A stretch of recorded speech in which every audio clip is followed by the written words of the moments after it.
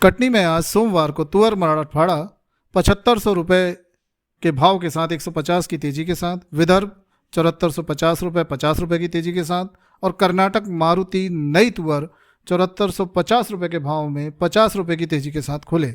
इसी प्रकार अकोला तुअर नया विदर्भ लाल मारुति 7500 रुपये 150 की तेजी के साथ, सफ़ेद 7200 रुपये 200 रुपये की तेजी के साथ, गौरानी 7500 रुपये 150 रुपये की तेजी के साथ, कर्नाटक 7500 रुपये 150 रुपये की तेजी के साथ और मराठवाड़ा 7500 रुपये 150 रुपये की तेजी के साथ खुले।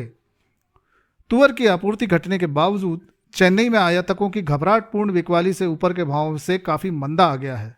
वहीं 6750 में लेमन तुअर के भाव बोल रहे हैं।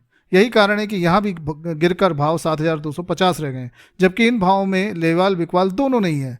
महाराष्ट्र कर्नाटक दोनों ही राज्यों में फसल कम है, इसलिए यहाँ से फिर बढ़ने के आसार दिखाई दे रहे हैं और निकट में कोई फसल नहीं आने वाली। ये केवल ग्राहकी का मंदा है। पिछले सप्ताह सोमवार को बाजार की शुरुआत में अकोला तुअर नई मारुति 7500 रुपये पर खुला था और शनिवार शाम 7350 रुपये पर बंद हुआ था। बीते सप्ताह के दौरान तुअर दाल में मांग कमजोर रहने से 150 रुपये प्रति क्विंटल की गिरावट दर्ज हुई थी। नीचे के भाव में कमजोर बिकवाली और ताज़ा मांग से शनिवार को तुअर में सुधार रहा। किसानों द्वारा तुअर 7000 के नीचे तुअर बेचने के मूड में काफ़ी कम है। इसी बीच तुअर ऊपर भाव में 300 से 400 रुपये तक क्वालिटी अनुसार कमजोर हो चुका है, जिससे नीचे के भाव में स्टॉकिस्ट सक्रिय हो गए हैं।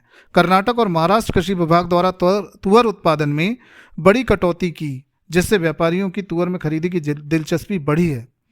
तुअर में हमारा मानना है कि तुअर का सप्लाई डिमांड के मुकाबले काफ़ी कमज़ोर रहेगी। अफ्रीका से तुअर का बड़ा आयात पहले ही आकर खप चुका है और अब बड़े आयात की संभावना नहीं है और इसी बीच बर्मा की तुअर भी शुरू हो गई है, लेकिन पड़ता ऊंचा होने से देसी पर अधिक असर नहीं पड़ेगा। हमारा मानना है कि वर्तमान भाव और गिरावट पर तुअर में निवेश लंबी अवधि के लिए जून जुलाई तक आप कर सकते हैं। फरवरी अंत तक तुअर की आवक कमजोर पड़ेगी और वर्तमान भाव में धीरे धीरे सुधार होगा। इसी तरह की अन्य खबरों के लिए हमारा चैनल सब्सक्राइब करें। धन्यवाद।